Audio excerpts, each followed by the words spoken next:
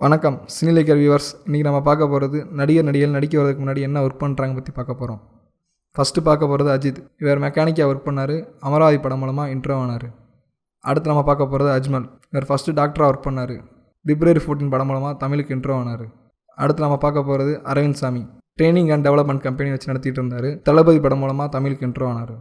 அடுத்து பார்க்க போகிறது மேடி மாதவன். இவர் பர்சனாலிட்டி அண்ட் டெவலப்மெண்ட் ட்ரெயினராக இருந்தார். அலைப்பாய்தை படம் மூலமாக தமிழுக்கு இன்ட்ரோ ஆனார். அடுத்து நம்ம பார்க்க போகிறது நமிதா. ஸ்கூலில் ஸ்விம்மிங் டீச்சராக ஒர்க் பண்ணிக்கிட்டு இருந்தாங்க. எங்கள் அண்ணா படம் மூலமாக தமிழுக்கு இன்ட்ரோ ஆனாங்க. அடுத்து நம்ம பார்க்க போகிறது நயன்தாரா. டிவி ஆங்கராக ஒர்க் பண்ணிகிட்டு இருந்தாங்க. அதுக்கப்புறம் ஐயா படம் மூலமாக தமிழில் இன்ட்ரோ ஆனாங்க. அடுத்து நம்ம பார்க்க போகிறது சமந்தா. மேரேஜ் ஃபங்க்ஷனில் பன்னீர் துளிக்கிற வேலை பார்த்துக்கிட்டு இருந்தாங்க. அதுக்கப்புறம் இவங்க வினய் தாண்டி உரையா படம் மூலமாக தமிழுக்கு இன்ட்ரோ ஆனாங்க. அடுத்து நம்ம பார்க்க போகிறது சூப்பர் ஸ்டார் ரஜினிகாந்த். இவர் ஃபஸ்ட்டு பஸ் கண்டக்டராக ஒர்க் பண்ணிகிட்டு இருந்தார். அதுக்கப்புறம் அபூர்வ ராகங்கள் படம் மூலமாக தமிழுக்கு நடிக்க வந்தார். அடுத்து நம்ம பார்க்க போகிறது சூர்யா. கார்மெண்ட்ஸ் கம்பெனியில் வேலை பார்த்துட்டு இருந்தார். அதுக்கப்புறம் அந்த வேலையை விட்டுட்டு நேருக்கு நேர் படம் மூலமாக தமிழில் இன்ட்ரோ ஆனார்.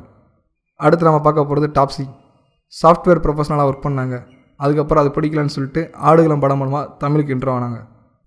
அடுத்து நம்ம பார்க்க போகிறது விஜய் சேதுபதி. இவர் அக்கௌண்டண்ட்டாக துபாயில் ஒர்க் பண்ணார். குமரன் சன் ஆஃப் மகாலட்சுமி படம் மூலமாக தமிழுக்கு இன்ட்ரோ ஆனார். அடுத்து நம்ம பார்க்க போகிறது விஷ்ணு. தமிழ்நாடு கிரிக்கெட் டீமுக்காண்டி விளையாடிக்கிட்டு இருந்தார். வெண்ணிலா கபடி குழு படம் மூலமாக தமிழுக்கு இன்ட்ரோ ஆனார். அடுத்து நம்ம பார்க்க போகிறது வடிவேலு. இவர் மதுரையில் லோட்மேன் வேலை பார்த்துட்டு இருந்தார். என் தங்கை கல்யாணி படம் மூலமாக தமிழுக்கு இன்ட்ரோ ஆனார். அடுத்து நம்ம பார்க்க போகிறது சிவகார்த்திகேயன். இவர் டிவி ஆங்கராக ஒர்க் பண்ணிக்கிட்டு இருந்தார். மெரினா படம் மூலமாக தமிழுக்கு இன்ட்ரோ ஆனார். அடுத்தது நம்ம பார்க்க போகிறது பிரகாஷ் ராஜ். இவர் கர்நாடகா டிவியில் ஒர்க் பண்ணிக்கிட்டு இருந்தார். டூயட் என்ற படம் மூலமாக தமிழுக்கு இன்ட்ரோ ஆனார்.